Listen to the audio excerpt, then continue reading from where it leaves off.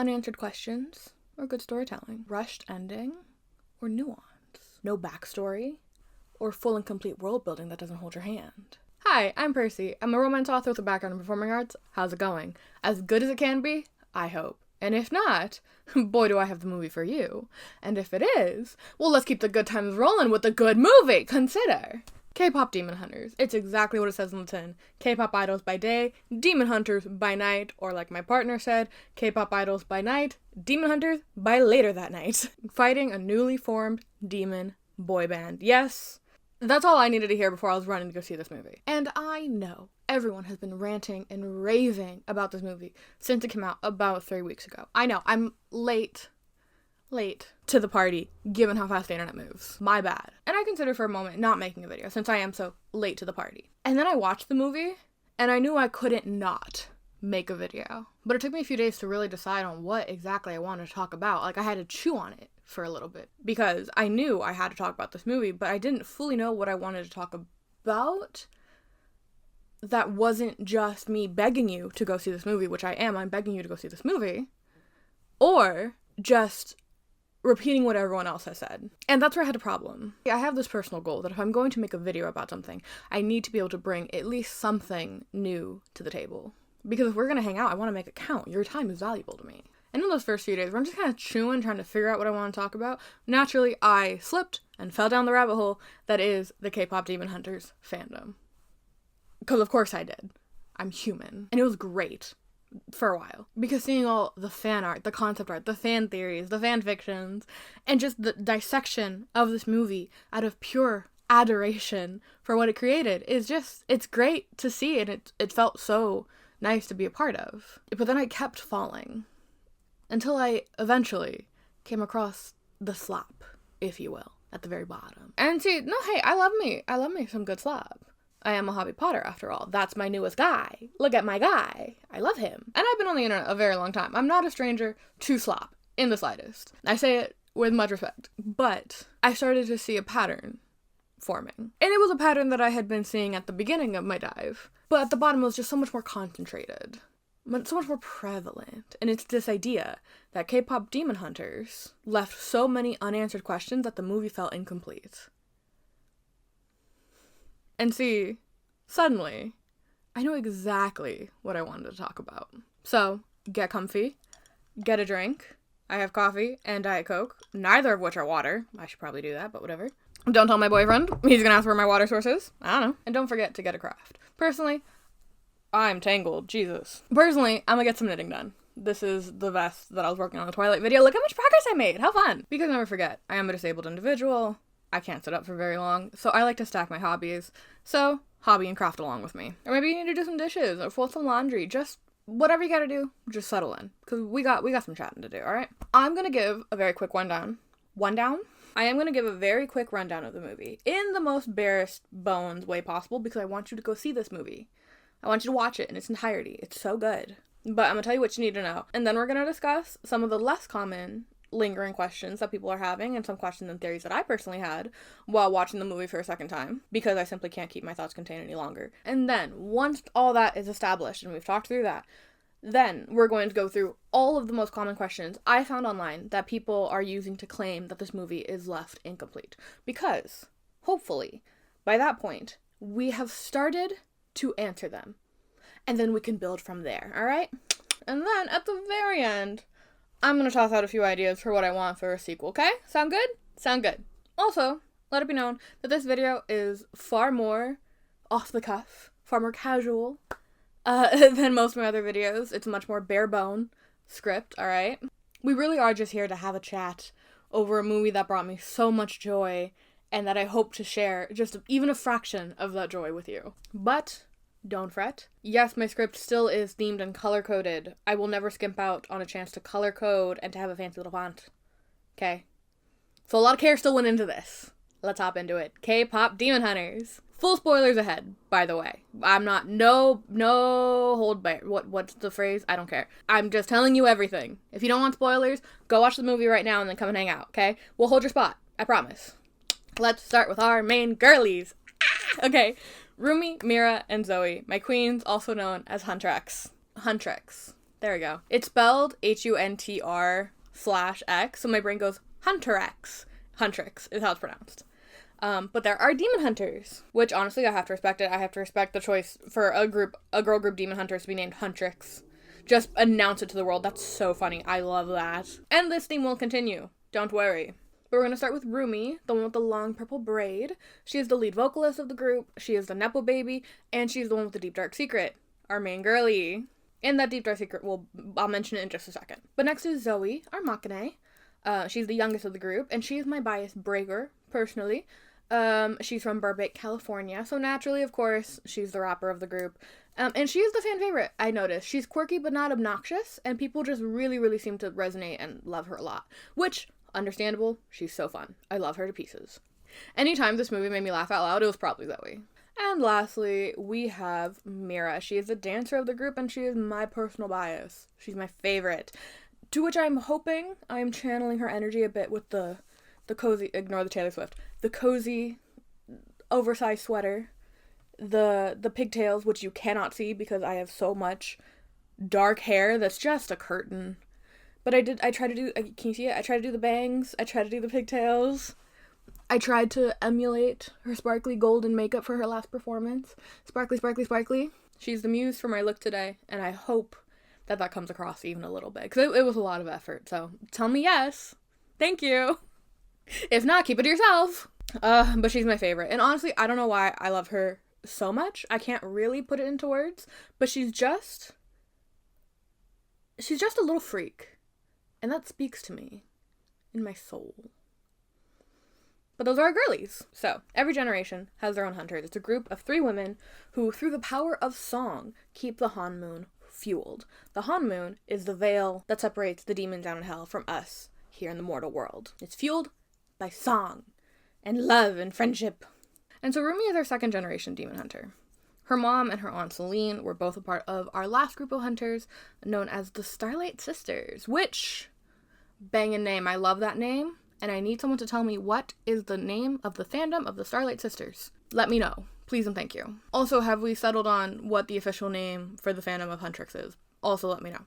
Thank you very much. I don't know if people have settled. I've seen a few different ones floating around. Let me know. Thank you. But see, Celine, she's a bit of a sketchy bitch, and we will get to her, don't worry.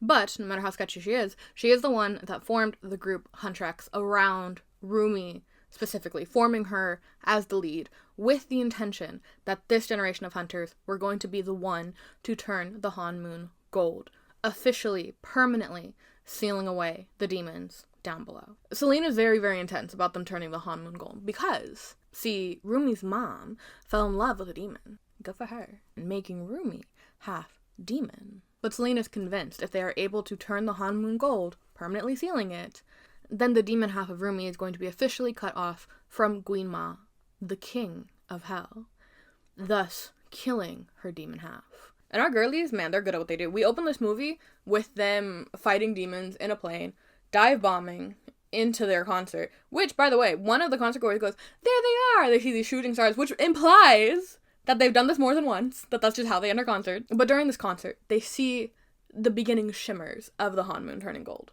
But this was supposed to be their last concert before a planned hiatus, but seeing that shimmer makes Rumi push back their hiatus, and she publishes behind her friend's back, might I add you, the song that they had saved in the bank for this moment specifically called Golden, which I am sure that you have heard online. Gonna be golden! That one. It's so good.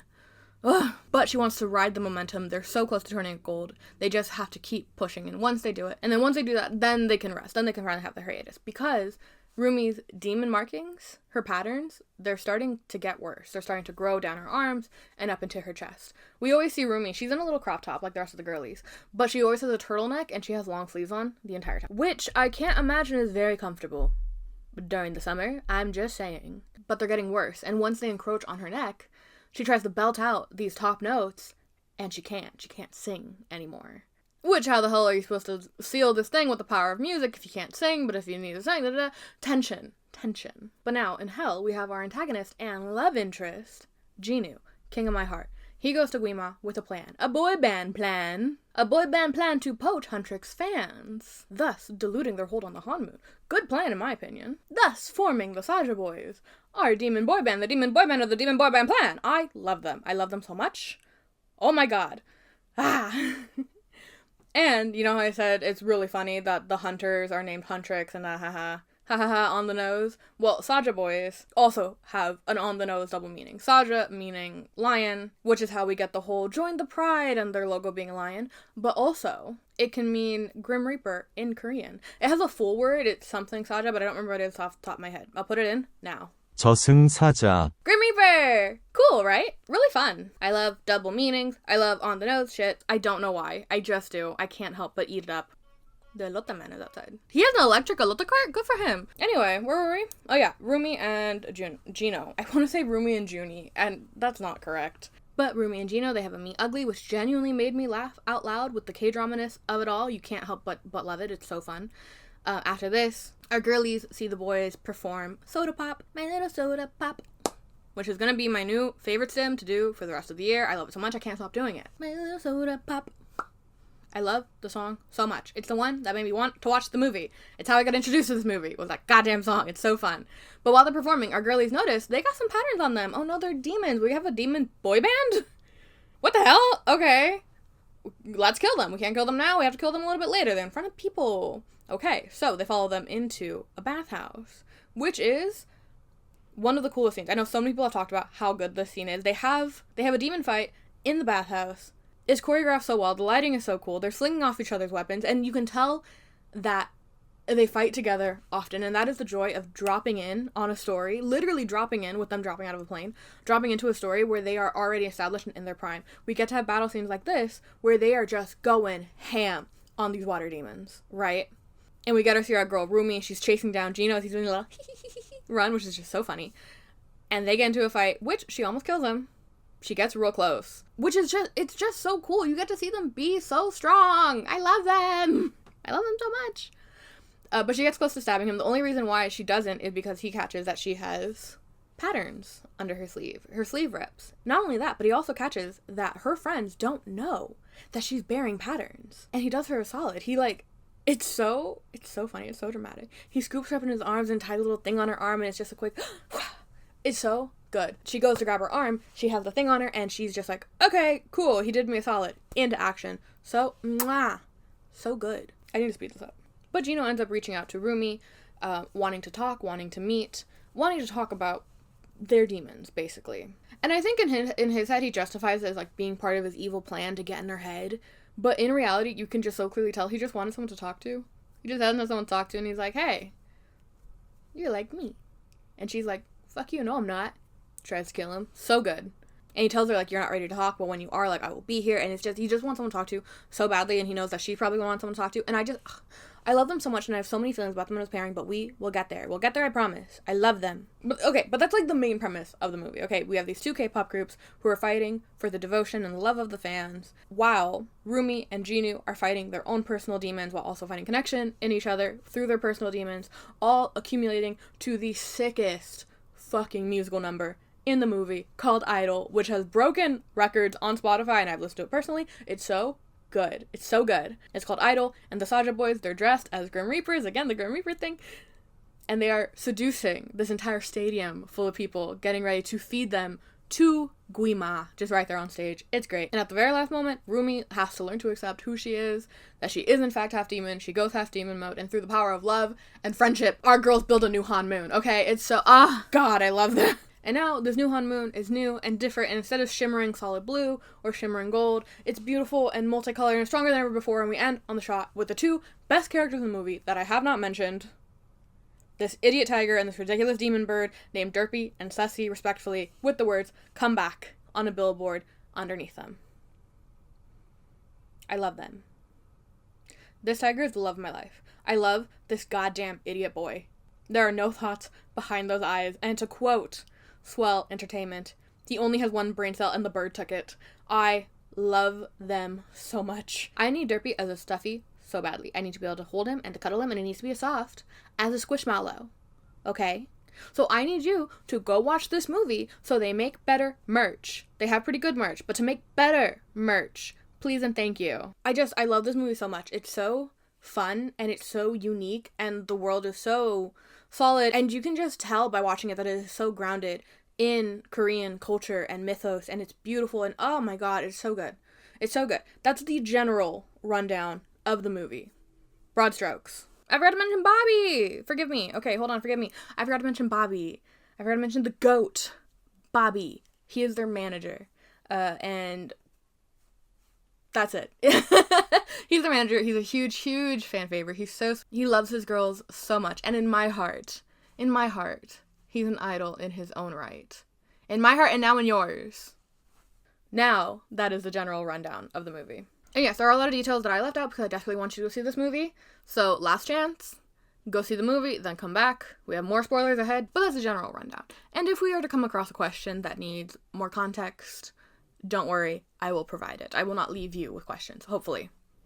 But for the most part, we're now all on the same page. So, now, let's jump in to some of the less common questions, just to wet your palate a bit. Alright?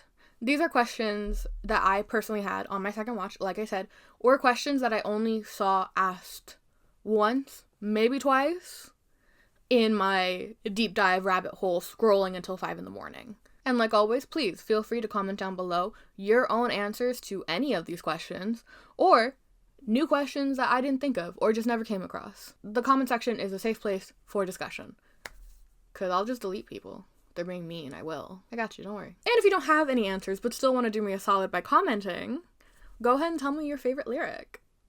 Personally, I think my favorite is a quote called "A Problem Child, 'cause I got too wild, but now that's how I'm getting paid." End quote. It's by Mira, obviously. And I don't know, something about the way she sings it just scratches the hell out of my brain. And while you're down there, don't forget to subscribe so we can hang out more and talk about stories. Anyway, question number 1. What happened to the third Starlight sister? / I am going to put in here what happened to Rumi's mom, although that is a question that should be in the second half of this question section. I'm going to put it here because I think they work well together, alright?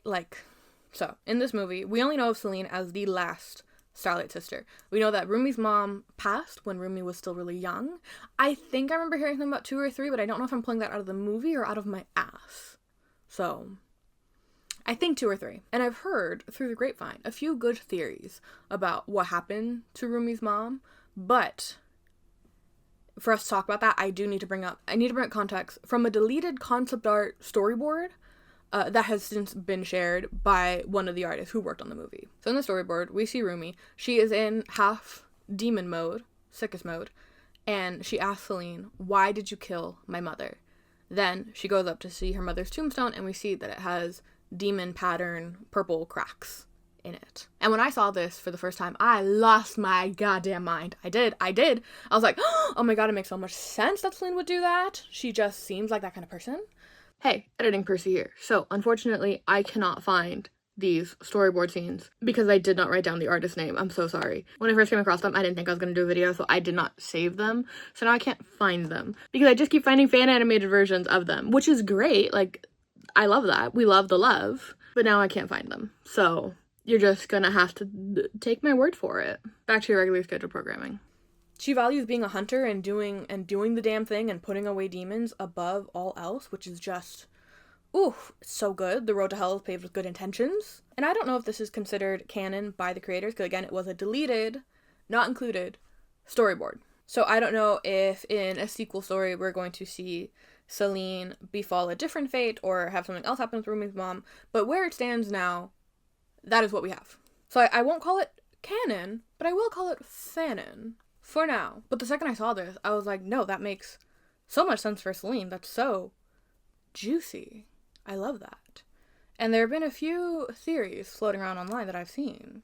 And so my favorite theory that I've come across, I've seen floating around online. I don't know who the originator is, and if you do, please let me know down below. I would love to give them credit and to tag them for this, because I genuinely have no idea where it came from. It's just kind of everywhere, you know what I mean? But my favorite theory says that Celine found out that Rumi's dad was a demon, and she assumed the worst, and goes to kill Demon Daddy, only to also accidentally kill her sister in the process. And I've also seen a lot of people talk about this idea of a soul bond, that Celine goes to kill Rumi's dad, and then because they're soul bonded, once Demon Daddy dies, Huntr Mommy also dies, and I don't like that personally. I understand wanting the romance in it, wanting them to be like permanently mated for life, soul bonded. I get that. It's just not my favorite in this instance. I like the idea of Mei Young, Rumi's mom, being compassionate for someone who made a bad choice and is trying and wanting to be a better person even now, even though they're a demon. Mirroring Rumi's kind of struggle, right? I think that's much more compelling than them falling in love and just having a permanent soul bond, personally. And I think I like the idea of Mei Young and Demon Daddy's relationship mirroring Jinu and Rumi's relationship, because those who don't know history are destined to repeat it. You know what I mean? And this idea of, like, this compassion being a bit of genetic, a bit of nurture, but the soul of being a hunter means caring for people. You know what I mean? Like, I just find that much more compelling. And also, personally, I find the choice to wake up and choose someone every day actively is so much more romantic than magic being involved permanently bonding you, right? I prefer when love is an active choice, personally. But like I said, I understand the love of the permabond. I do. And in some cases, I root for permabond. I do want to make that clear. There will be cases where I'm like, no, I want them to be soulmates for life. Thank you so much. Thank you. So, that context being said, this idea that, oh, well, what happened to Rumi's mom? Well, what if Celine killed her on accident because of the dad? All that being said, what happened to her Starlight sister? See, I think she's in America.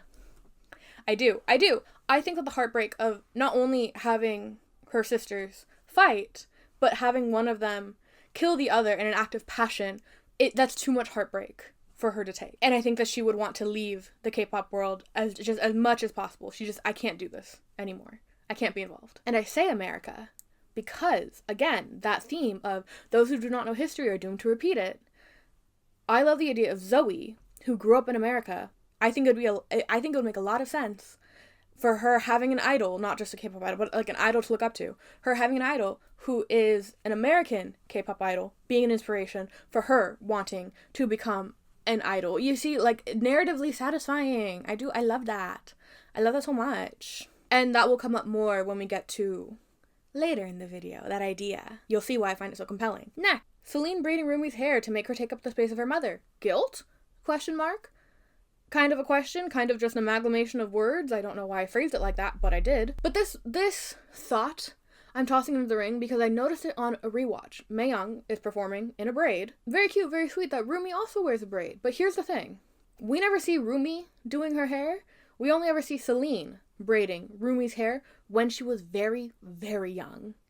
Which tells us that this is a style that was put on her and that she has kept up, not one that she chose for herself. It's a visual representation of Rumi holding on to that expectation that Celine is putting on her to live up to her mother, to be a good hunter, to do what the Starlight sisters could not. Physical representation in our bodies. And I think it also supports what we just talked about with Celine hating herself and feeling guilty over possibly killing her sister. No? Thoughts? Question mark? And I can hear someone being like, oh, but her having a braid is just supposed to represent her mom. It's not supposed to be that much deeper. I hear you. I get that, but it can be deeper, and that is the question. That is where the question mark comes in. I know I talk about the aesthetics and how important it is for characters, for their outsides to match their insides, right? This is a huge thing that we talk about on the channel all the time. Not only for characters, but in real life, hair has a lot of emotional significance to us and our physical being, and human bodies tend to hold on tension in really weird ways. If you do not believe me, I have personal experience that I will share very briefly. When I was in school, I did school for acting. There was a lot of physicality to it. At one point, I had a teacher force me to fully relax my body, and I burst into tears because I was holding so much tension and so much stress because I was working 2 jobs and commuting over an hour and a half every day to get to school. And I burst into tears. And it is what it is. There's a reason why so many cultures relate our hair to our life journey and our body to the tension and the chakras and everything. It is a thing, okay? So it doesn't have to mean anything, but it could, and it should. And that is what I am bringing up. Thank you very much. I don't know why I got so heated. Anyway, we're still on the Celine train. Next. This is just one that I personally noticed and I haven't seen anyone talk about that I really need to talk about. Celine's art in the end credits shows her holding a sword that are both pink and blue, which low-key line up with her norigaes, which are a deep reddy pink magenta and a deep blue almost purple. There's a similarity there, no? Question mark? Because they're supposed to be questions? Question mark? So, if you don't know what a norigae is, I only vaguely know what they are because of Delightful.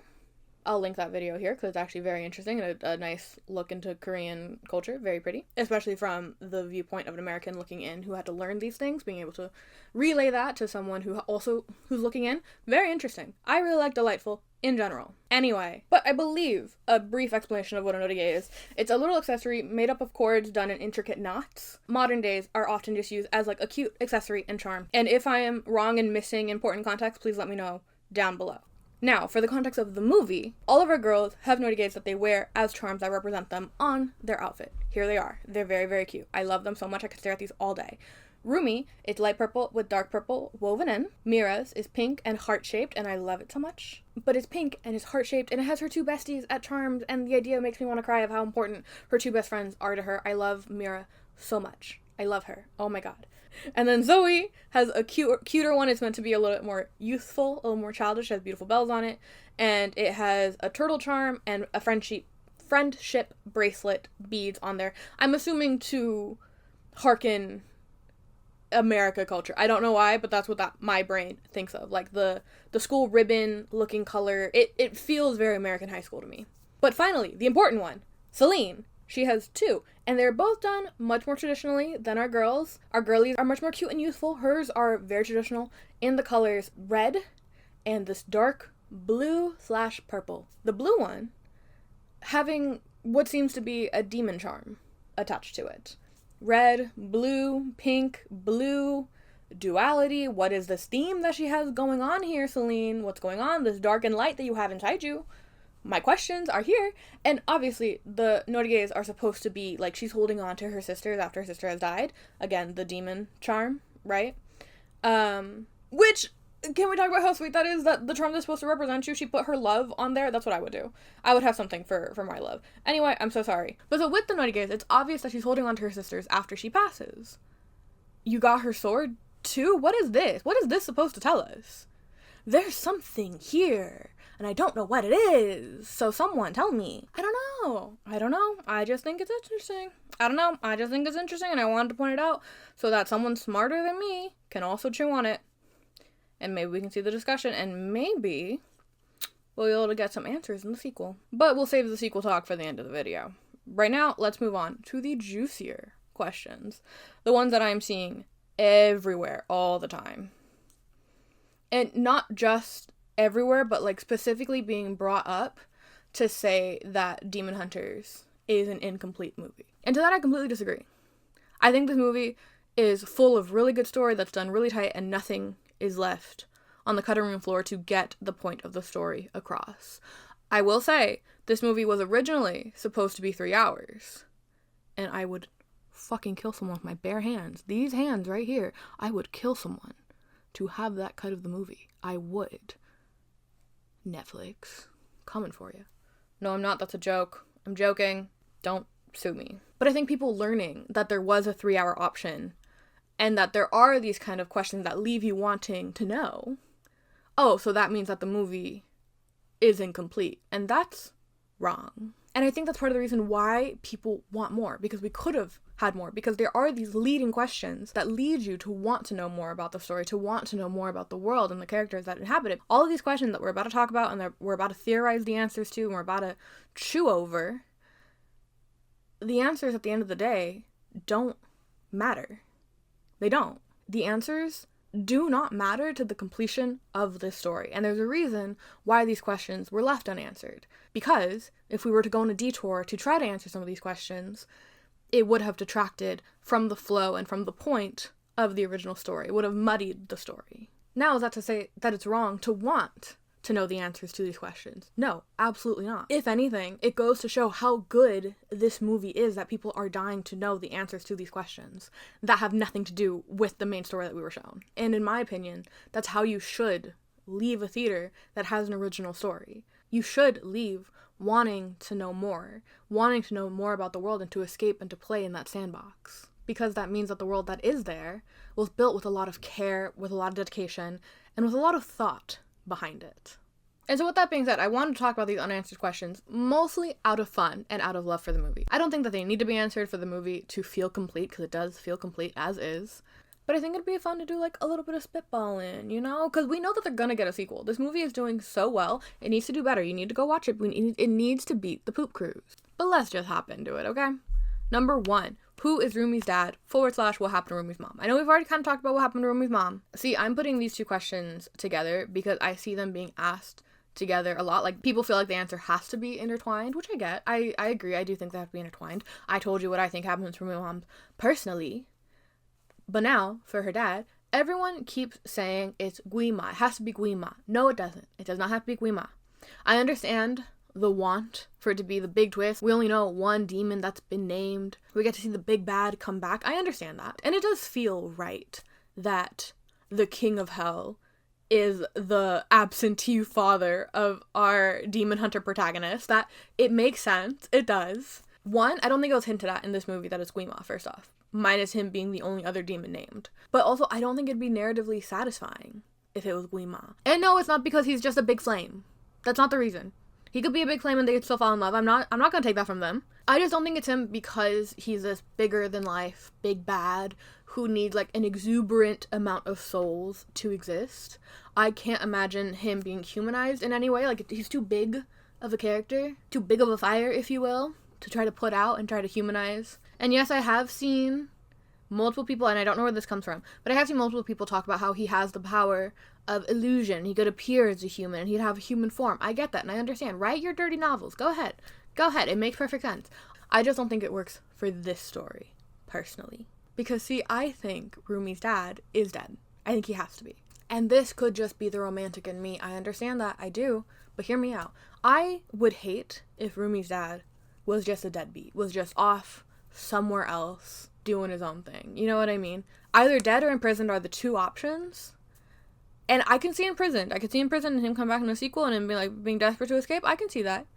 Which means that we have no context to who the demon could be. Or dead. Two options. And I do hear you. It is possible. He could just be off somewhere else. He doesn't know that he has a child. He's off being a demon elsewhere. Being heartbroken off over his human girlfriend being killed or missing or what have you. And he could not know that he has a child. He could just be off being heartbroken, being a demon, not knowing that Rumi's alive. I hear you. I get that. I just think that the romantic in me wants me to believe that the woman who loved a demon enough to carry their baby to term, knowing the hardships that it was going to face and thinking that it was worth it to face those hardships, I want to believe a demon deserving of that kind of love would want to be in his child's life. You know what I mean? So I think the options are he's dead, which is my personal favorite, or he's in prison somewhere for loving a hunter. I think those are the most narratively satisfying, and I don't want to fridge this man, but consider him fridged. I think who he is not relevant to who Rumi is. She's never known him. His identity doesn't change her journey, her path in any way, shape, or form. She is who she is. She's gonna have demon powers no matter what. Maybe she could have cooler demon powers. Maybe. If he's like a big bad, sure. But other than that, I can't see his identity making a meaningful impact into who she is as a person now that she's like a full-grown adult with her full life and career and her own goals in life. You know what I mean? And that's why I think it didn't matter if this question was answered. But with those options being said, you know which one I want. I want to go down the path of he's dead and mom is dead. Let's have orphan main character. Let's do it. That's the path I choose. I acknowledge the other path, and then I also have a third wild path that we could go down that I'm putting forth to the class as a think piece. What if Rumi's mom turned demon? She chose her little family. She chose her little family over her sisters. She chose a man over her sisters, which is an interesting choice. I think that could be an option. I think that could be an option, that she turned demon to save her kid, but unfortunately, in doing so, got swept down to hell, and now they're both stuck down there. I think that's an option. Just saying. Just presenting it to the class. What do you think happened? Next. How do the girls come together? We don't need to know how the girls come together. We don't. For this story, it is more impactful and more beneficial to see them in full swing, taking down demons left, right, and center. They are K-pop, idol, demon hunters. That is all you need to know, and we can take off running, right? It is not mandatory for us to know how they got there to understand what level they are at. And I think that that's rad as hell, that we drop in with them being established artists on the cusp of achieving their life goal. That is sick. Amazing. It lets the movie start with a bang and we take off running, and that's great. But I want you to keep this question in mind, okay? Just put a little flag right there. A little pin in it, if you will. Please and thank you. We'll return to this in a second. Next, who are the Saja Boys? This is probably the number one question where I'm like, yeah, no, I get it. I also want to know, who are these men? I need to know more. I need to know, did they always want to be in a boy band? Do they also have a history of singing and of music the same way that Jinu did? Or are they just along for the ride? Which is also funny as hell in its own way. I've seen a lot of talk about them being zombies or being lower level demons, and yeah, I can see that. I think that's what the movie is telling us, which is why we didn't get a backstory. They're just meant to be just lower level demons who are just along for the ride, right?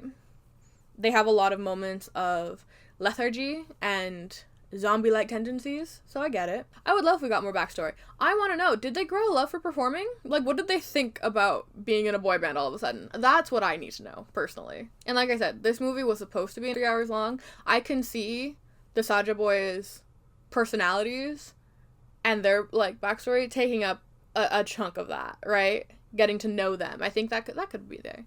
That and then the girly pops. Like, what do they do? Like, what do they do on their off time, you know? Do they just sleep? Inquiring minds need to know. So, who are the Saja Boys? Necessary? No. Fun as hell? Absolutely yes. Next. Saja Boys reunion? Question mark, question mark, question mark? So many people want to know if the boys are coming back, and personally, I want them to, especially because we only see 3 of them get bamfed. The other 2, we don't see them die. So what happened to them? Romance Saja and Baby Saja. What happened to them? And this is one of those things where if we never find out, if for some reason this movie never gets a sequel, which would be insane to do, I don't think having that question detracts from the main story, right? Of, are they coming back? Are they having a reunion? It's a nice question to leave the movie on, again, leaving you wanting more. Next.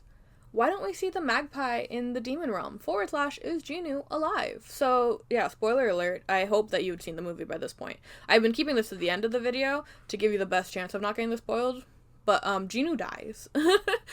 Jinu sacrifices himself for Rumi, we'll talk about it in a second. But I've heard so many theories that Jinu, his spirit is now in Sussy the magpie.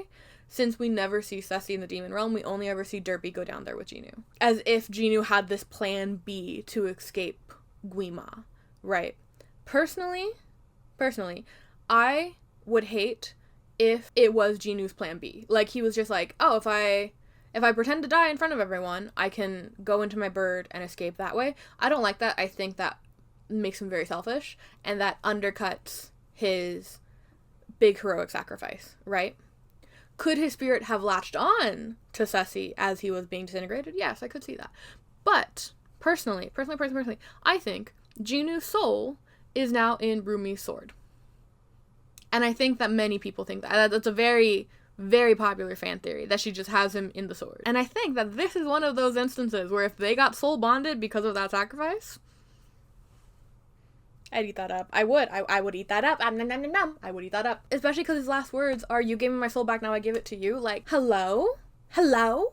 So do I think Jinu's alive? Yes. Do I think if we never find out, it would be heartbreaking? Yes. Would it take away from the story press currently? No, because it's not about him. It's about Rumi. It's not about their romance. It's about Rumi and her journey, and we'll talk about that in a second. Could be answered in the sequel, though. Just saying. I have heard... This is me going completely off script. So there's no segue into this. With Derpy and Sussy, I've seen a lot of people bring up images of magpies and tigers, and I don't know what the significance of that is in Korean mythos. I would love to know if you know, put it down below. Like, what do they represent, etc., etc. Because I do think that there could be something interesting there, and that's why Sussy was brought into this movie as a character to begin with. Especially he's wearing, like, the little Grim Reaper hat. Like, do magpies have an association with soul carrying, soul barging, holding and whatnot? Like, there's something that feels juicy there that I would need to know more about the world and what it's pulling from real life and what it is making up in its own mythos. You know what I mean? There's something there. Which, hey, if it's brought up in the sequel, that is wonderful little breadcrumbing right there. Lovely. Next question. Is Jinu a bad person and did he leave his family on purpose? This is less of a question and more of a statement. Because no one is asking this question, but rather people are just providing their answers unprompted. People love to either fall in either park, that he is either a misunderstood bad boy or the devil himself and they're glad that he died. And for this instance, I think that a lot of people are falling victim to bad media literacy, unfortunately. Let's talk about it. Because Jinu is a victim of a monkey paw situation, in my opinion, from what's being presented in the story. The monkey paw. It's a story by someone, I don't remember off the top of my head. I learned it in AP Lit, and in one ear out the other. In the story, it's a magical artifact that when you hold it, will grant every single wish, but at a great personal cost. Be careful what you wish for type vibes. This is where that originates from. In modern stories, right? The monkey paw. I believe in the story, the family gets the monkey paw, and the father wishes to be rich. He wants to be rich. And no sooner than him making that wish, there's a knock at the door, and there's a man delivering a hefty check with heftier bad news. It's a check for his son's life insurance policy because he was killed in a tragic accident while traveling home from another country. Monkey paw. And so that's my interpretation of Jinu's situation. We see him wanting to bring his family into the palace, because if not, if he wanted to leave his family behind, I don't think the memory would show him holding onto his sister's hand at the door and being pulled, right? He wants to bring his family with him, and the guards are the ones who get in the way and do not let him. They pull them apart, right? So the idea is you can have the wealth and your voice can be recognized, but at the cost of your family. And even though it's not explicitly his fault, he didn't explicitly throw them out like trash, the guilt of him letting go of the hand, the million what ifs, is what eats him alive. But I will say, I do think that Guima has convinced him that the situation is worse than it was over the past 400 years. It's still bad. I'm not saying that, like, oh, he's totally fine, he's redeemed. No. It is still bad. He still did a bad thing. But I think Guima, over the past 400 years, has convinced him, no, you actively threw them on the street, kicked them while they're down, and then spit in their face. You know what I mean? And honestly, that's why I wanted to bring up the question. I wanted to ask, do you think that Jinu is a bad person and left his family on purpose? I just think that's such a great example of people wanting to cut out nuance for the sake of brevity, when in reality, Jinu is a much more nuanced character that has a good amount of depth to him and that is meant to leave you questioning. People love to fall on one side or the other to be able to make a TikTok about it. Next, did the climax actually happen too fast? That's what he said. Again, the idea of cutting out nuance for brevity, I've seen people talk about how Rumi's character flip from seeing herself as a filthy demon that should be killed into the hero ready to rebuild the Hanmoon from scratch happens way too fast. And I, personally, disagree with this completely. I think that Rumi spends the entire movie trying to learn to accept her demon side, right? And I will say, on my second watch through, I can see where people are coming from. But on my first watch, the way I originally interpreted the flip was Rumi didn't come to fight Guima thinking she was going to win, but rather she came to fight to go down fighting. Even if it means fighting alone. Like, that's what she has accepted. Like I said, we see her the entire movie coming to learn to accept her demon side. And when push comes to shove, when the demon comes out and she can't hold it anymore, the first thing she goes to is to family. She goes to her sisters first. They run away and they're like, wait, how are we supposed to trust you if we don't know your lies from your truth? Which I love, by the way. Total side note, I love that is what makes them the rift between Rumi and Mira and Zoe, is how can we trust you when we don't know your lies from your truth? Not, you're a demon, why didn't you tell us? Right? It's the trust that's being broken, not the fact that she's a demon. I think that's sick as hell, and that's a really fun little tweak that was really important in my eyes. But she gets negative negative feedback from them, and she doesn't know where to go, so she goes to her only other family, Celine, and asks for either death or acceptance. And when she receives neither, which is really heartbreaking, it makes me tear up every time, and when she receives neither, she realizes it is only up to her to accept herself. That's what she learned the entire movie. And when she does accept her demon half, when she bamps away, I think she's ready to go out swinging and taking as many demons down with her as she can. And she really only doesn't self-sacrifice because her girls are immediately there to back her up once they see that she is there to fight. And that is the important part, that active choice that she is choosing to fight and to do the right thing, even though things are difficult and complicated right now. That's what shows her true self, and that's what she's learned to accept. That she is a hunter at the end of the day, and she has to accept that responsibility, and she does with open arms.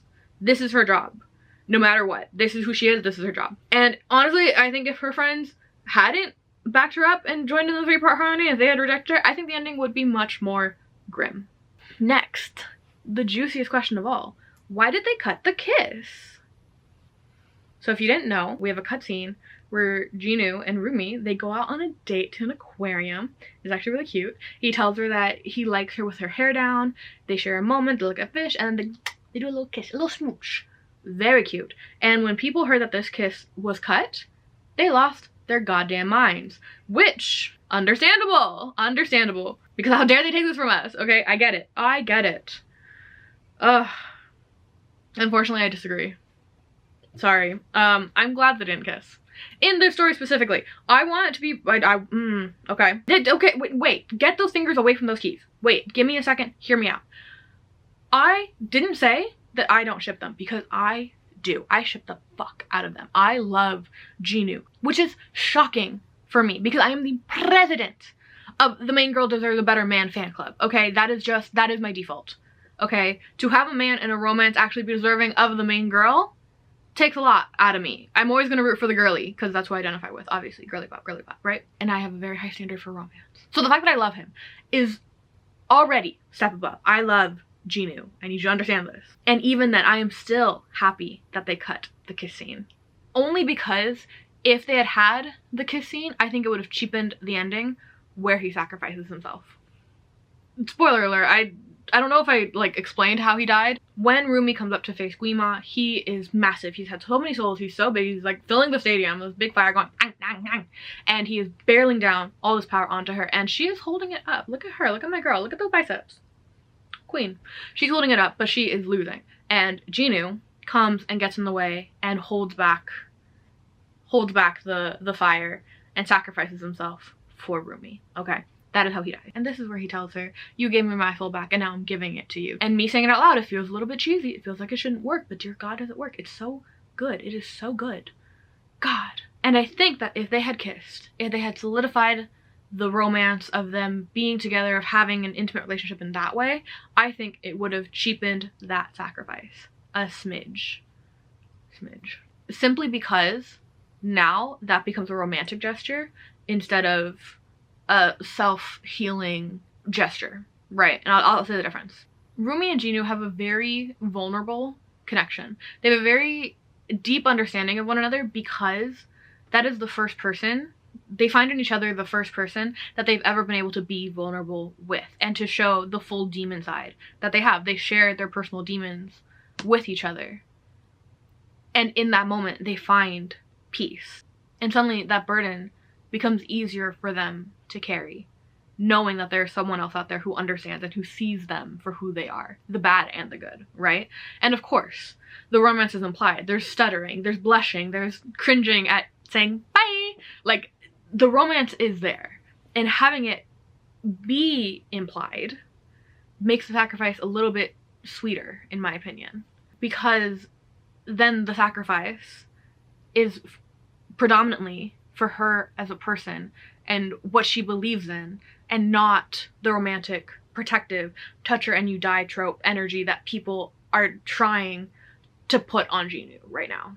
We don't need that energy in this moment. This moment is about trying to make up for his past sins and doing the right thing now that push has come to shove, because Rumi has shown him to be better and he believes that she is better. This sacrificial moment is him trying to make up for his past sins and not because of his love for Rumi, and I think if they had shared that kiss, that's what people would have gleaned from that moment. He's doing it because he loves her.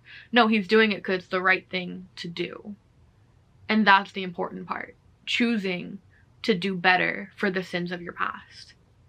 That's the important part here. And also, low-key, I'm kind of happy that he died. I'm sorry, I am. It's a good sacrifice. And I'm not saying we shouldn't bring him back. I'm saying we should bring him back for the sequel.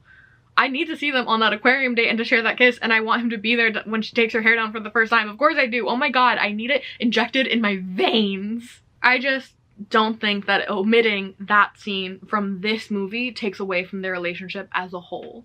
And someone pointed out, Jinu only wears little earrings when he's like in his boy band persona, right? When it's just him and Rumi, he doesn't wear them. In the last performance, he has his little earrings in, and one of them has a little star charm dangling, and it matches the star charm that she wears on her costume, and it's just, oh my god, that implication. I just eat that shit up. I do. God, I need a sequel so badly. Speaking of sequel, what do I want in a sequel? Okay, so trick question. I don't want a sequel, I want a prequel and a sequel. I want both. I need so much more of this movie, okay? In the prequel, let me paint you a picture. Relax, Percy, breathe. Let me paint you a picture. I want a movie specifically where we are following both the Starlight sisters and Huntr at the same time. The movie could follow two tandem storylines where our main girlies, we see their beginning, we see that they're being formed, they're learning to fight together, and they're learning to perform together, and they're building that sisterhood, that friendship. While the Starlight sisters, they're at their peak. They're powerful. They've worked together for a long time, and now they're slowly starting to deteriorate and fall apart. A lie here, a mistrust there, starting to break those connections as these are being built. And then we get to see how important their relationship and their sisterhood of these groups is what helps them make the music magic that fuels the honeymoon. It's love, it's friendship, it's their connection. Their three-part harmony is what fuels this specifically, right? Their trust and their ability to rely on one another is what keeps the group strong. And now I'm thinking we're following either Mira or Zoe. You know which one I would pick, but either and both work. We could be two co-leads. But I think we would need to follow them to enter into this demon world as newbies so we can learn with them about demon magic for the first time. And we get to see Huntr lose their first fight as they figure this out. They didn't know about this before they were formed. How did they get there? Why were they chosen? We get to see that. All the while, the Starlight, they're in their prime. They're winning battles left, right, and center. But oh no, Mei Young and Celine, they've started fighting. Ooh. Oh no. Mei Young has come across a demon who might have a soul. I'm envisioning a sequence where Celine is talking about having a baby with a demon, how it's an abomination. It would have no soul. It would be only self-serving. Hard cut to a young Rumi being the heart of the group, being the first one to notice and listen when the other girls are having a hard time because she's a nepo baby and this is what she was raised for. Of course she's having an easier time. She's been doing this her entire life. They're new to this. How can she help them and be a leader for them? In turn, them learning to rely on her and to lean on her and when to ask for help and when to ask questions. But that doesn't mean that Mira and Zoe aren't talented in their own right. We get to see them learn their talents, learn which weapons work for them. Cutting back to the Starlights, we can see Celine murder Mei Young and Demon Daddy, whoever he might be, splicing that in with our girls having their first victory against the demon, a big demon at that. Where we can end the movie with the Starlights disbanding, our mystery sister she's being pulled back and forth the entire movie, almost being forced to pick sides until she can't take it anymore, and she has to go to America. She can't do this anymore. The Starlights disbanded, Celine holding the little baby Rumi, making a promise that this generation of Huntrs will do what her and her sister failed to do. They will be the saving grace because they don't have another choice. She has to uphold the honor of her sister's memory, of her sister's baby, even if it kills her. Looking down at little baby Rumi. Smash cut, purple hair, we're mixing in. We're coming into the Huntr, coming into their debut performance. Maybe they fight demons on stage. Maybe they cut them off backstage, you know what I mean? Coming onto their debut performance, officially performing together, and they are like a well-oiled machine already. They're meant to be together. Their sisterhood. Mwah.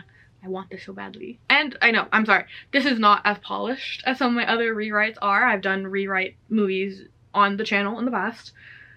But I want to get this video out ASAP, so it's just like a list of ideas of like, ooh, look at this, all this connective tissue and themes that we've already pulled out. Look at all this. So it's a glimpse of how my brain works, but it's not as polished as I wanted it to be. It's fine. It's fine because I think it was more important for me to open the discussion, be able to talk to you guys about this than having a perfect polished pitch, okay? But even then, I think that my idea is good and juicy with a fat ass, personally, which, I mean, I should. It's my idea. If I didn't think it, I wouldn't put it in the video. Anyway, what should the sequel be? So, prequel, then Demon Hunters. Sequel, what's the sequel? I think I want Rumi to be learning her new demon powers. I want it. I want the tattoos to be part of it. I want her to have accepted who she is. I want her bamfing from place to place. Bamf, bamf. I want it.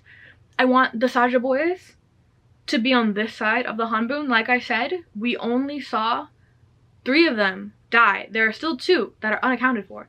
Where are they? Where are the Saja Boys? Maybe they're trying to get their members back from hell. Maybe it's a joke about how we had to wait for BTS for the members to come back from their service in the army.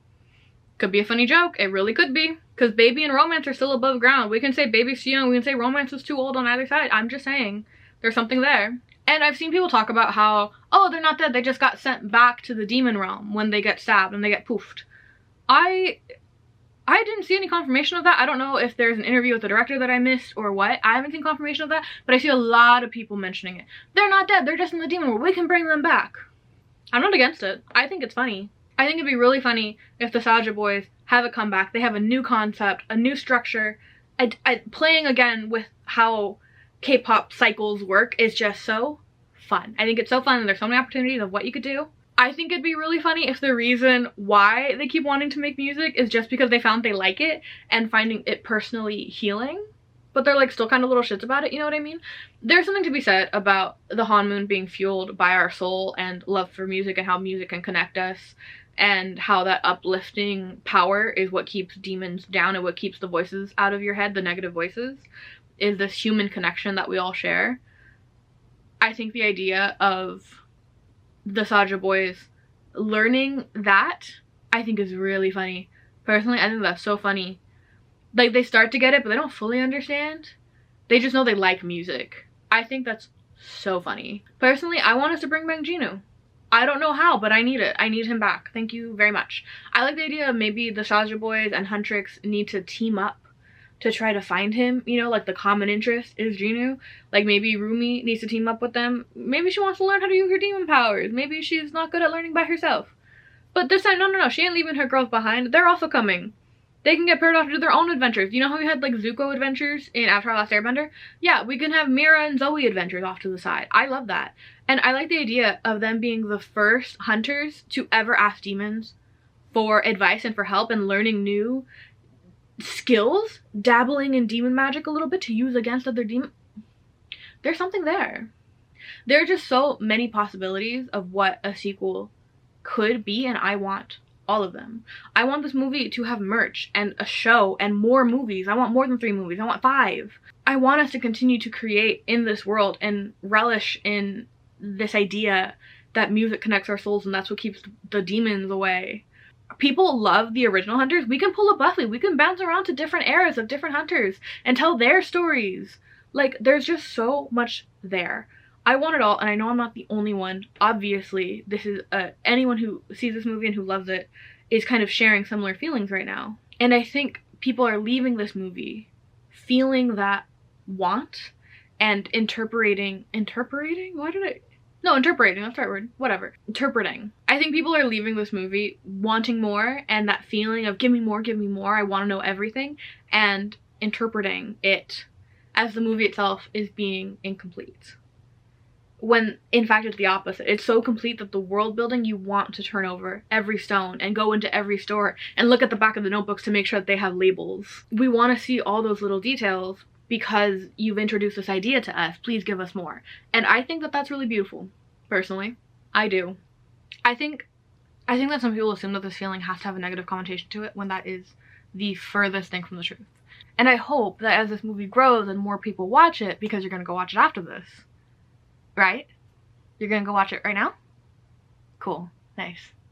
But But as more people watch it, I hope that people realize that it is okay to want more and to ask for more and to be intrigued, and that that's not the same as not being given enough or being left wanting or being incomplete.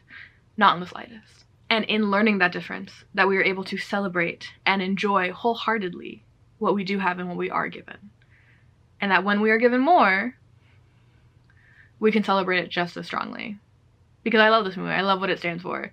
I love the joy that it brings. The music is so good. You can tell that love went into every single frame of this movie. And I hope that it sparks the conversation for more original stories that are centered in celebrating someone's mythos and someone's culture and being able to share what makes us different and how that still makes us all the same at the end of the day. Go bring some joy in your life and go watch this movie. For me. I did do like 3 or 4 rows while we were talking, but you can't super tell the difference. Yes, it's all wobbly. It's my first color work. Okay, leave me alone. Thank you very much. But thank you for crafting with me and for hanging out with me. And while we gotta talk about something just really fun and really good. Okay, bye. Oh yeah, no, I should have totally done half the amount of bang. It doesn't, you know what? You can't even tell. It doesn't matter. God. My hair is so dark on camera, you can't even tell that I have it in pigtails. It's fine. It's fine. I just hope that you understand that the attempt was there. The attempt to do the thingy thing.